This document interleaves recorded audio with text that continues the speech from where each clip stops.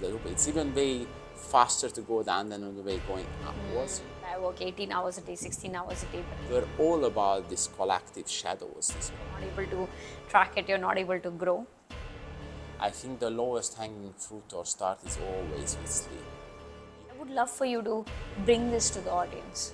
The challenge was to tell what's coming to my mind. I mean, that's what came immediately to my mind. Say it works 80% of the time, majority of the time. What will be your advice, but is not able to do it, right? Strong denial or defense to the whole concept of mental well-being. Or David, Oh, now that's the most difficult one. like that. I really like that. Okay. Today I have someone with me who has worked with Fortune 500, has been 10 years in kickboxing, doing championship across internationally, and more so has been working with Mind Valley as well. Right now he's going through a very strong transition in his life, and what got me most excited to bring him on the show and ask him to come and talk about someone doesn't need mental well-being to really have high level of performance. Is that even true? So welcome on the show, David Szécsei, and I'm super excited to break myths and barrier with you today. How are you feeling? I'm very excited, glad to be here. Thank you for the invitation. Now, I think let's just directly talk about mental well-being and what it has to do with performance. It doesn't really play a role. No, it's very important. Many people think that these are two opposites in these worlds, right? You know, you either choose high performance and you pay with the price of mental well-being, or you choose mental well-being, a balanced life or happiness, but it comes on the cost of performance, right? So this is very important to a notion to make, that actually these two can work hands in hands together. If we have a right plan, we have a right strategy, right? This is something what's coming from my experiences from being an athlete, right, which is a highly competitive environment, such as so that your mental well-being is actually way more important than like in the corporate world, because we do spend less time during the competition or even less time with training, but it's significantly more intense, which means that your recovery is crucial, right? But if you work in corporate jobs, let's say 40, 50, 60 hours or even more, Absolutely. or even entrepreneurship, the challenge is that the level of intensity is not necessarily as high as an athlete. Many people are surprised and say, oh my God, how is it possible to have it even higher, right? But then you learn that the load of stress, both physical and mental, you experience during fighting, is so high that actually it's mandatory for you to have the right recovery strategies implemented. Otherwise, you just can't last long, right? So this is an idea which I kind of brought into the corporate life as well, stating that no, mental well-being and performance have to come in hands in hands, even though for many people it's very hard to grasp, because they kind of look at it like the two opposites, right? Correct, absolutely. Mental well being has nothing to do with performance, and I really want to understand your take on that. No, actually, in my opinion, it comes hands in hands, even though the notion around the world, or even many experts, think that these are the two opposites. You know, if you either you have mental well-being, but then you have to forget about high performance, or you choose performance, but then you pay with the price of mental well-being and well-being in general, happiness, right? They have this notion very often, and I heavily disagree. And these examples of from my life coming from my sports career, you know, which is a very high stress level when you are competing. Actually, it's even higher than any corporate job or even entrepreneurship, but it lasts for a shorter time frame, right? So there we learned about how to use certain well-being strategies, recovery, strategic recovery, or even visualization and many other techniques which can help you to recover faster and increase your performance at the same time. But since in entrepreneurship or high-level corporate jobs, many people are working 50, 60, or even more hours, right? Absolutely. With lesser intensity, but it's such a high amount and so long that actually there is no space for recovery, and then it's immediately becoming challenging. Very interesting, because first of all, it was a huge surprise for me to know that you have had a very strong athlete journey as well, and not of 1 or 2 years, but of 10 years. Can you give us some of the top lessons from your sports journey as an athlete that people can today implement in the corporate life for high performance? 100%. I mean, the most important is having a training plan. I'm very blessed because my father was a coach himself, not in kickboxing though. He was in athletics, but he was actually my strength and conditioning coach. So Okay. I worked out with him twice a week, and then the rest of the trainings happened with my kickboxing coach, right? And everything was tracked. Even back then, it was we had no iPads and no iPhones back in these No days. apps. Exactly, everything happened online, but we had a very clear plan from where we started and where we wanted to reach. And obviously, we had the medical checkups, so a lot of things had been tracked. And I noticed that, I don't want to say commonalities, if you can't measure it, you can't manage it, it's from Peter Drucker. But this principle is extremely strong and coming from sports. So very often when people are, having very busy careers, I think the biggest challenge is that they are just too busy to make sure, that they, but even 10 to 15 minutes a week can be sufficient as long as it's consistent to make sure that they're aligned on the plan they are following. They have a very clear vision, and also that they have routines around them. As an athlete, it's so demanding. Mostly our workouts, let's say one average one lasted for 90 minutes, had various different exercises we had been doing. Obviously, the sparring ones, when we did the fighting within the training, because it's almost, 80% like if you would be in the ring, it's extremely demanding, and also it's kind of like the dangerous part of it. So, you have to be very much focusing on how to strategize your resources. But of course, during the workout, you have to give your best. So, how we build up the trainings, and also we had certain exercises which became like a routine, you know. So, here, very explicitly, you mentioned that someone needs to have a tracking mechanism to be able to take it from that and then grow it from there, because unless you know what is happening, like we say, right, the data is the most important thing. So, if you don't know, if you're not able to track it, you're not able to grow. What is it that you do in your life, apart from, of course, since you are an athlete, your intention to be having a mental and a healthy being would be easy, but you are surrounded by corporates. So what's that one advice that you give them to get started, like really a practical advice which they can implement right now? Yeah, I think the most important is when have a have a scoreboard for yourself. You Like know, you are championing yourself? yeah. I mean, what I mean is it can be a notebook. It can be you can use any software on your computer where you do your early check-ins in the morning. Where you track the most important metrics. For an athlete, it can be the number of workouts he had been completed, but it has to happen daily. For a salesperson, it can be the number of calls he proceeded with. For a marketer, it can be the new article ideas she come up with.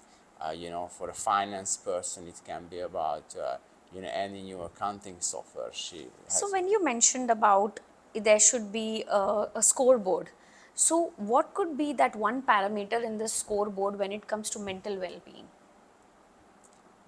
Yeah, that's a bit more complex. That's Okay. more tailored to the individual itself. Because whenever we talk about mental well-being, we have different ways to achieve it. Obviously there are very common techniques like meditation, visualization, sleep. Probably the most among of all. That's the most I don't important. want to say common, because maybe meditation is something we hear a lot, but visualization and sleep is something which we subtly ignore the most.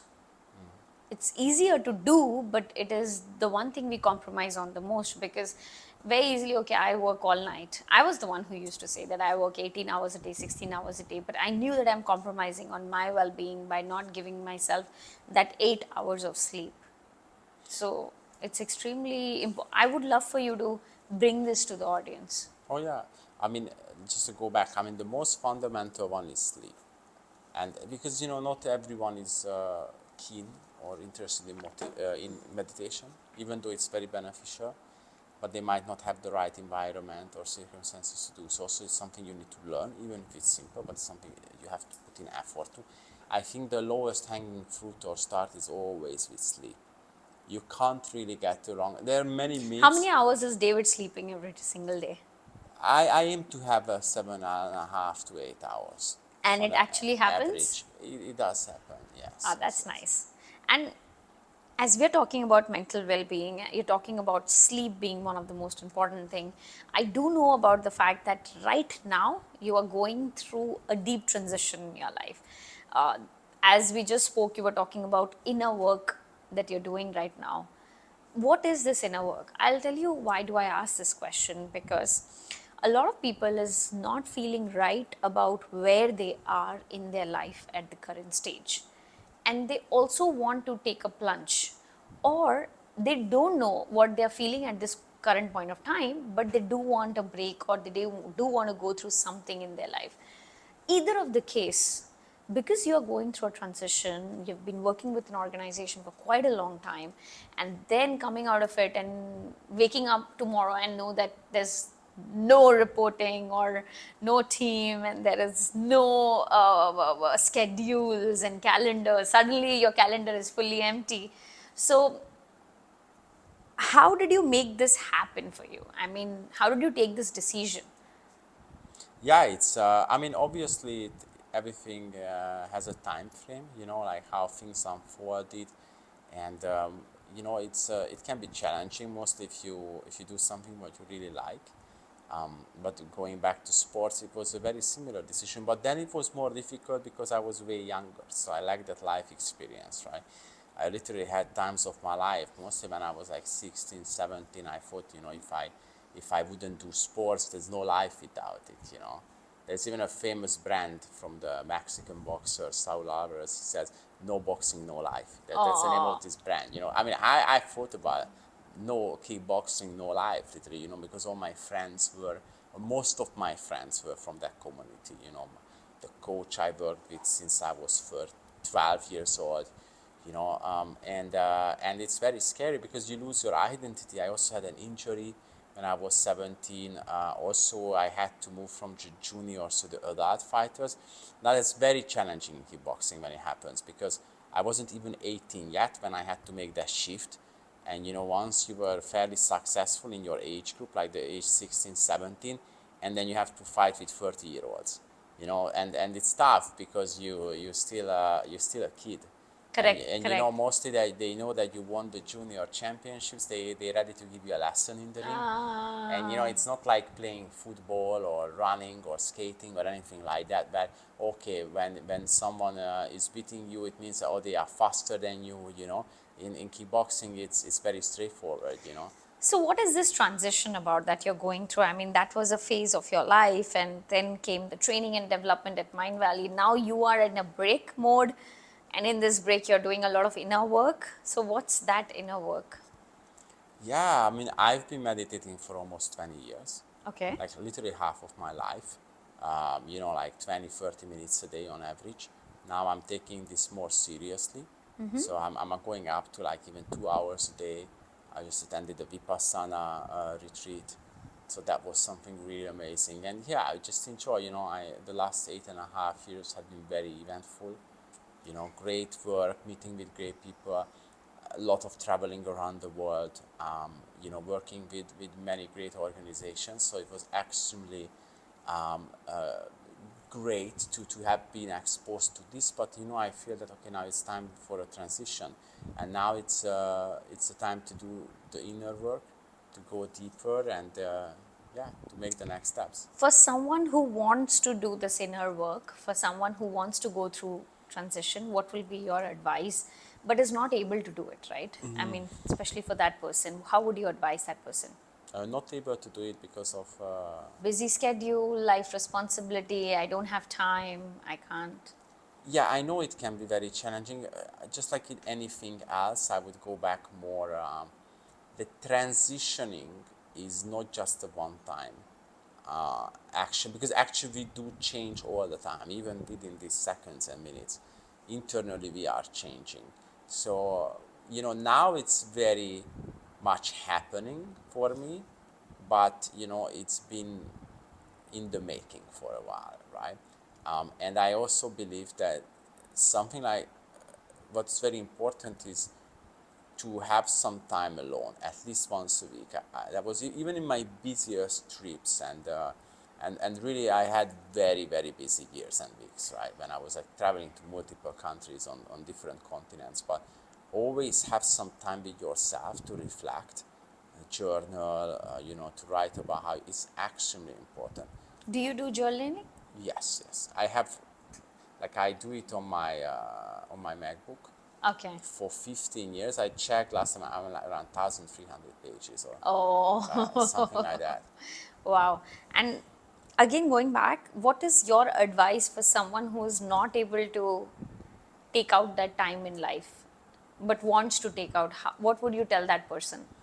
Yeah, that it's not necessarily have to be a radical step, Ah, So that's the whole point, because going through a massive transition, it can be very demanding, and obviously you very often have questions about if it's the right thing to do, and sometimes it's not the right thing to do. ah. That's brutally honest. Like it's like when people talk about, oh yeah, you should fund your own business instead of an employee. Well, that sounds great if it works out, but if it doesn't, Then it's an absolute backfire. exactly, exactly. And I'm all about entrepreneurship, and I'm all about taking risk, but very often from, we just hear from certain people there are two options in your life, that either you work in a job or you become a millionaire entrepreneur. And then very often they forget there is a third option there, that you do your own stuff, but it doesn't work out. And then you are way worse than if you would be having a stable position. But so that's the same thing about transitions as well, that it doesn't have to be so radical. It could be slow, it could be. Yes, yes, yes. It's reflection again, I think, and what I noticed in the last years after working with hundreds of executives and senior managers, entrepreneurs, is that very often they just don't have those daily habits locked in, for them to do a few minutes of reflection. And I think this is something what we really owe to ourselves. Just like we wash our teeth and we don't really forget, it forms into a habit. We don't forget to eat usually. We don't forget to sleep, even though we should do more and deeper and more quality sleep. But I think at least for a few minutes a day, to get silence, even using earplug if someone don't have an access to a meditation room, and just reflect on checking in with ourselves. And of course, emotions play a role. We know this from psychology, that it's like a bit like once the ups and the downs. But for me, during long flights, what I love to do is read back my journal. Obviously I always have to, like, sometimes what I like to do is just randomly scroll.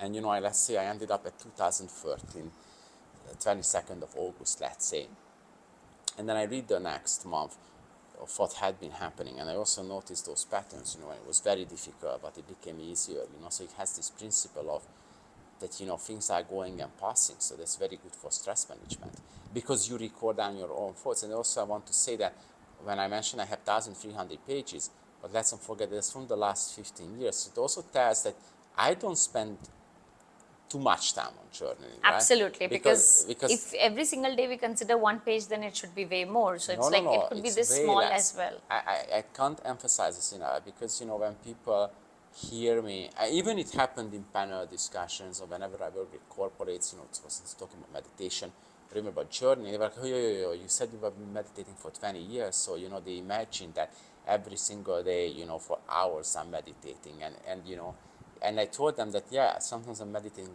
on an airplane, or but it has to happen. You just should not break it. Like for instance, today I'm meeting with you. I don't have an afternoon meditation. I only had a morning one, but I'm completely fine with it. I think there's an absolute myth when it comes to really investing in your mental well-being, whether it is for sleep, whether it is for meditation, is there is a lot of effort that is required. I think more than effort, there's so much of intention that is required, because meditation is not about folding legs and sitting like this. It's just about sitting in a silent place and reflecting and maybe observing your breathing. That's itself is meditation, isn't it? Yeah, exactly. So, how I feel it is, people have made it a very twofold feeling is what I have. Why are people not bringing it in their life is because first they feel like, I am not someone who needs it, I'm like, my life is going super great, everything is cool. Even if it is not, they're like, okay, I don't need something like this in my life. And some people who need it in their life, they always have that one statement, which is, I'm too busy to bring it in my life. And I think I love what you just mentioned. It doesn't have to be radical, it can be really a very small transition that they do it, but sustainability is the most important thing. Now, when we are coming to this, I would love for you to bring from a perspective of sports and also being in the corporate ecosystem, what is something that people are doing extremely wrong with their life right now, which is not healthy for their performance as well? Because people are more worried about the money in the bank, which comes down to performance. And performance comes down to mental well being, is yet a journey for them to travel. But I would love if you bring what is something that they're doing extremely wrong that's reducing their performance right now. Yeah, when you talk about the mental well-being part, there is something I can say what people do extremely wrong, but I also want to defend them why they're doing it extremely wrong, because it's more about our perception, right? The challenge with the balance of performance and mental well-being is that, just as you mentioned about the bank account, performance is way easier measurable than mental well-being. Also because it can mean many things, but society has a very strong picture about achievement. So just to get what I told a few minutes ago, if you can't measure it, you can't manage it, right? So I also noticed with myself as well that the trap of performance, and mostly when it's related to money, that there's a very strong feedback mechanism there. It's simply look at your bank account, or you look at the number of likes, you look at the number of comments, you look at the number of clients. There is so many ways to manage it. We have amazing programs like Excel, Apple Numbers, Notion, Evernote, Craft Docs, you name it. So hence, it's in front of our face, and we got reminded to it. But we don't do the same with mental well-being. It's not clear to say, what the top performer is. That's very straightforward, but it's very hard to define, okay, what means that someone has optimal mental well-being. And again, when we talk about meditation, many people picture like a Buddhist monk, and but they have to wear suits all the time, so immediately they come to a conclusion that, okay, this is not for me, because it's hard to start. And also what I want to add is that small incremental change, consistency, is extremely important, but that's, I would say, works 80% of the time, majority of the time. But sometimes it's actually important and advisable, and I did notice with my clients as well and with the people I work, to have a radical shift and rather focusing on a deep immersion. That's also interesting about different personality types, right? So for instance, the Vipassana meditation is a great example, because that's a deep immersion. There is like, you go there for 11 days altogether, and for 10 days you are practicing noble silence. You are completely offline and literally just meditating the whole day. Now, You don't talk to anyone in that. not So for 10 days. literally, when you went for Vipassana, I know this one was a shorter one, but you've been to the longer one as well. For that 10, 11 days, we don't speak to ourselves, right, aloud. So literally, there is no reason for you to open your mouth also, Yeah, of course. except I mean, eating. I think most of the people do. It's hard to completely stay silent for Okay. 10 days, right? But yeah, it's definitely true. And that's, I mean, unfortunately for most people, mostly who have families, it's a bit Correct. So, challenging to go to someone like that. That's why I always advise that mental well-being and working on your mental well-being toolkit, let's say, should start as soon as possible, because of this simple reason. You don't have to do I did my Vipassana 5 years ago. Of course, we had the pandemic in between, right? And it correct, was correct, very correct. difficult to do it. Again, the easier you make it for yourself to do something, the more likely it's going to happen. Now, there was the pandemic. I have been traveling a lot, but I fortunately figured out an option to do a 3-day one instead of a 10-day one. But they only have that twice a year, and that's only for the so-called old students, the one who already have went for. Already had gone Yeah, through the for Vipassana, of course, there are other techniques as well. I would kind of say that Vipassana is for me the gold standard of meditation, even though I tried many, because that's what goes the deepest among all. But again, there are many other great techniques. Did you go through, because you're going through this inner work and transition right now, did you have any deep breakthroughs or realization in this phase, David? Oh yeah, yeah, multiple. But of course, it's about the implementation. We talked about that. I went through an ayahuasca journey as well. That's very interesting because that's profound. Like I never really experienced anything like that, but also it's challenging. Even now, 2 months after, it's challenging to implement. Yeah, it's a process because Really? it's that deep. You are not 100% sure if it was the right idea. I'm mostly sure about it. I don't regret or anything like that. But then you a lot of questions coming up. So again, these two ways of approaching works for certain people. Either start very slow and step by step, but for some people it just doesn't cut it. For them, it's actually necessary to have a complete turnover. And even with 10 days, it's designed in a way that it starts on Thursdays, if I'm not mistaken, so two weekends included, right? So they deliberately do it in a way that I think it's 6 or 7 working days, Working day, so which that it doesn't impact the it work doesn't life. impact it that much. But again, this is just one example. But there are many other techniques. People taking ice baths, and they might take Oh for a yeah, I've retreat, seen or that as well. yeah, they go to a retreat or an event for 2 to 3 days, or they go to a personal development seminar for 2, 3, 4 days. Give me a sequence, okay? Which one is, for you, of course, has worked the best in terms of transition, followed by the next and the next? Which mode or which form of activity? I mean, for me, ayahuasca definitely the Okay, number. so number one is ayahuasca, Yes. Then comes meditation. which is Vipassana or just the meditation? Let's call it general meditation. Meditation, okay. Yes, And then? yes. And then I really believe in events, in more advanced personal development events, because there is not just about the experience, it's about the people you are meeting. That's something extremely powerful. Because yeah, I wasn't alone at the ayahuasca, but it's more like a personal experience. The same Correct. about the meditation or Vipassana. There were other people, but most of the time you're not even able to talk with them. Correct. So for me specifically, these worked the best. So, like for example, where we met, which was the event Awaken done by Dev, that is something which was, for me, I went through a lot of breakthrough moments as well. Did you go through breakthrough? Oh, 100%, 100%. Yeah, it was multiple ones during those 3 days. So, if you are comfortable in this whole period of time when you were experiencing ayahuasca, Vipassana, meditation, or the event that Awaken that we went for and stuff, any breakthrough that you are comfortable sharing with us? It's more like knowing myself more deeply, Okay. because each of these events had give you a unique opportunity to get to know yourself way better. And also traveling can be very powerful, very Right. transformational. And for all of these experiences included traveling as well.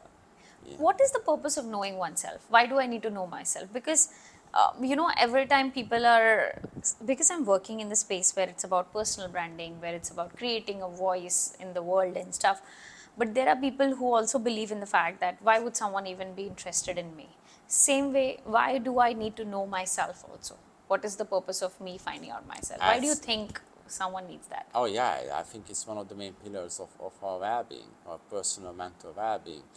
Know thyself. I mean, so many philosophies. We're going to India, China, thousands of years had been discussed, and the more you know yourself, the more authentic you can be. I mean, there are numerous studies about that. It's also obviously good and nice to say that you should be authentic, but there are very interesting psychological studies, research done around that. How crucially important is it? And when we talk like about the work of Carl Jung, one of the most prominent psychologists who ever lived, and he has this process called individuation. Okay. When you bring together your conscious and your subconscious, that's exactly about knowing yourself better. That's what ayahuasca serves, that you go in way deeper layers to explore your psyche.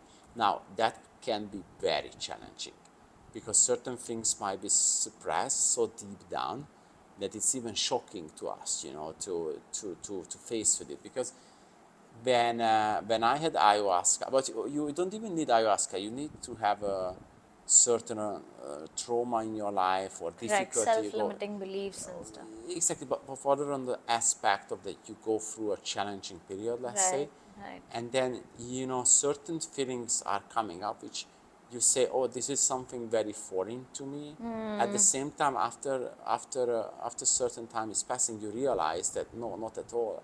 This is somewhere I had been, but very long time ago, and it got either disowned or repressed. But deep down, it's there, and of course, it's creating conflicts, right? So literally, what Jung stated is that in order to be psychologically healthy, which is literally the same like talking about mental well-being, is to bring these conscious and subconscious elements together, and that's when we become whole. What is being suppressed should not be ignored because that's the problem. That's the source of the program. That's where everything started. Wow. Instead, it must be integrated.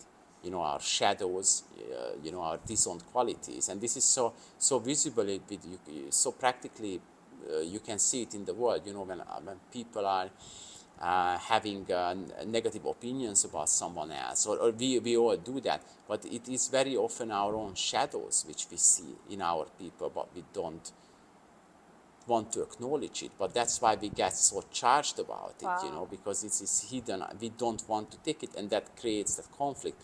And actually, even Jung went very deeply when his second part of his life. That's when communism approached. That's when the Nazism in Europe started to spread. And it's interesting how he said that witch hunting and things what happened, which ended up with the death of tens of millions of people, were all about these collective shadows, these collective disowned materials which came up to the surface. Obviously, this is also fairly philosophical as well, right? But his work is rather on the sphere of psychology and philosophy. But we do see it. I did see this a lot in working with these companies all over the world, and also on more on an individual level. To know yourself is probably one of the most important elements of mental well. I can't imagine mental well-being without this, to be honest. Anything one should do to know themselves? Going back, it's a lifelong process.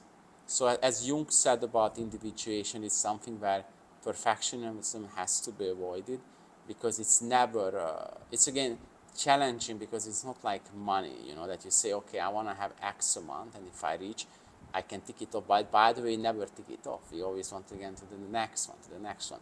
Here it's a bit more challenging, but I think again, self-reflection, journaling, those habits, and also these are even more important when the tough times are coming, because that's when we really know our true selves. And this same thing happened with me. I had like a 4 or 5 year period of my life when everything was just great.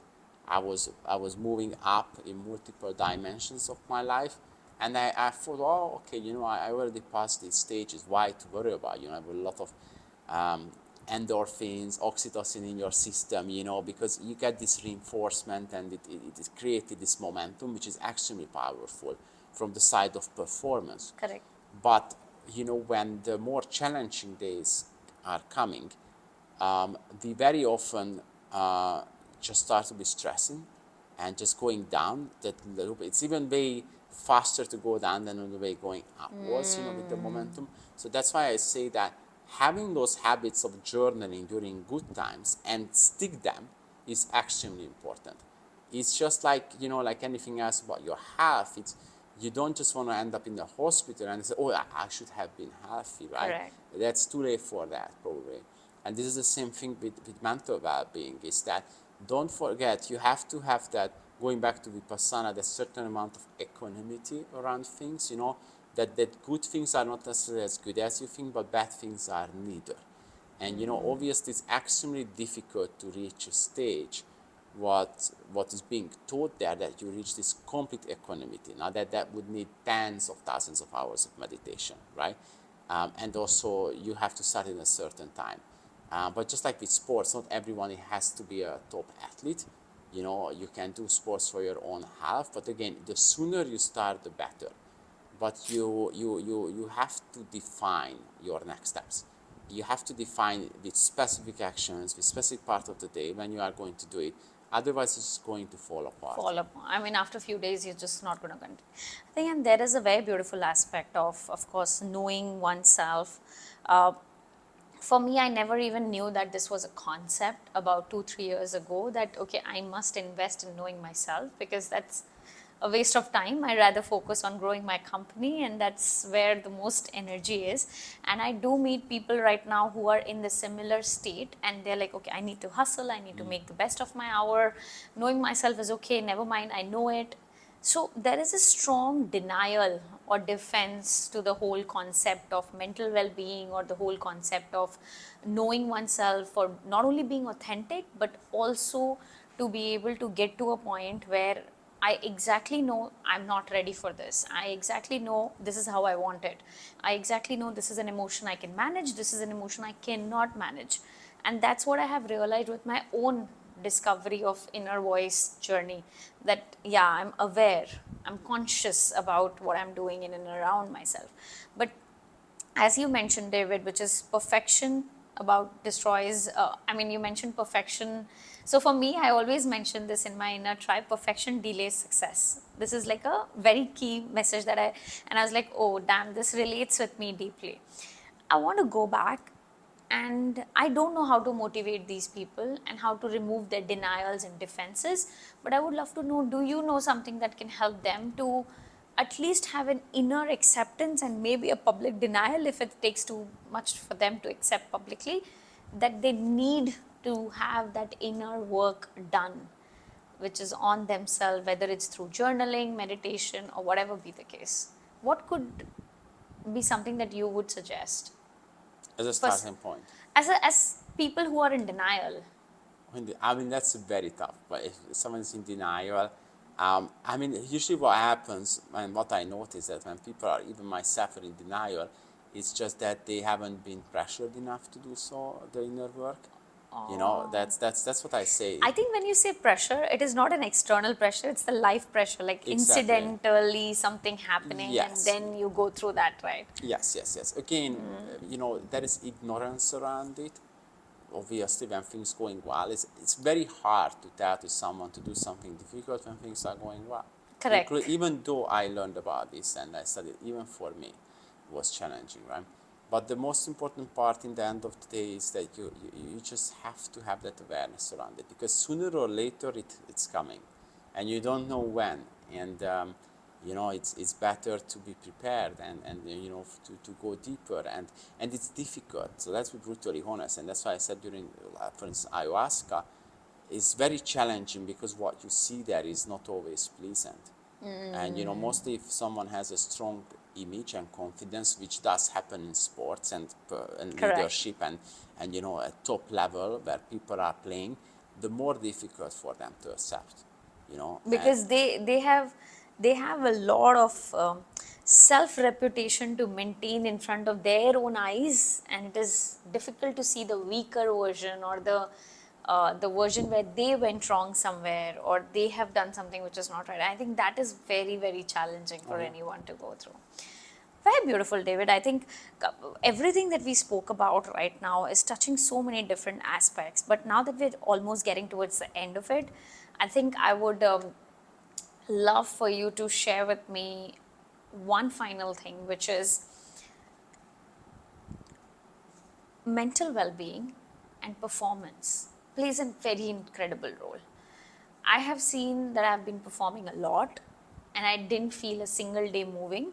But with giving to a point where my mental well being is getting better, I have been through depression. So I have felt that transition very strongly in my own journey.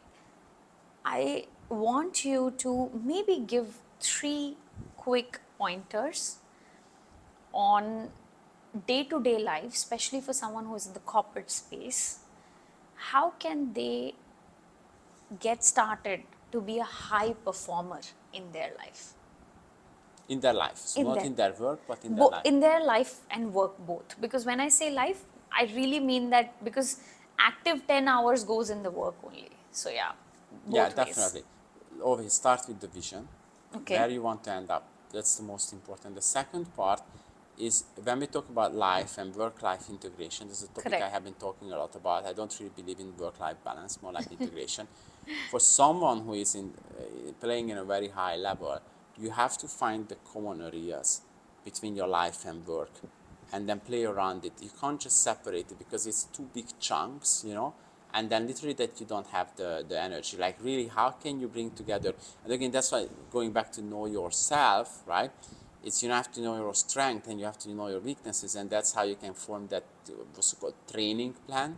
Right, this is something I've been using a lot in my work that's coming from my sports career. This is something I've been doing for 25 years overall right now. Is that you need to have very clear picture about, okay, there's my work, there is my life, and find the intersections in between. Okay. Because that's tremendous amount to create leverage. It's very difficult if you completely separate the two. It's just, in the end of the day, we all have 24 hours. We also know that we need a certain amount of sleep. There are very few people who can do it with less, but 95% of the people would need at least 7 hours a day. Right. We know that. So again, that's why finding those intersections is very important. So the clarity, you know, that you have the vision, then you really map out both areas of your life and finding the intersections which you can work together and create leverage. Right. And then the third one is obviously consistency. Because always long-term consistency beats intensity, even though today in our world in social media it's kind of been shown differently, but without that it just can't move anywhere. Interesting. I think that's so beautifully mentioned because where we fall out is consistency. I think the first two still we hear from some places and we implement it, but where exactly the most difficult part is, can we make it happen every single day of our life or not? That's the question. Not of a month, not of a year, but it's of life every single day. So with this, David, as we're going to wrap it up, I'm going to play a quick game with you. Okay? So the game is going to be what comes to your mind, which is top of the mind recall. Okay. So whatever I'm going to say, that one word, you're going to immediately tell me what's coming to your mind with that word. No thinking.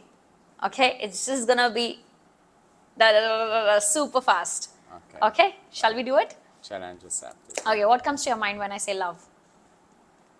Most important thing, Life, bliss, passion, important, purple, purpose, purple, purple, the color purple, nice, white, purity, money, important, poverty, sad, COVID, lockdown,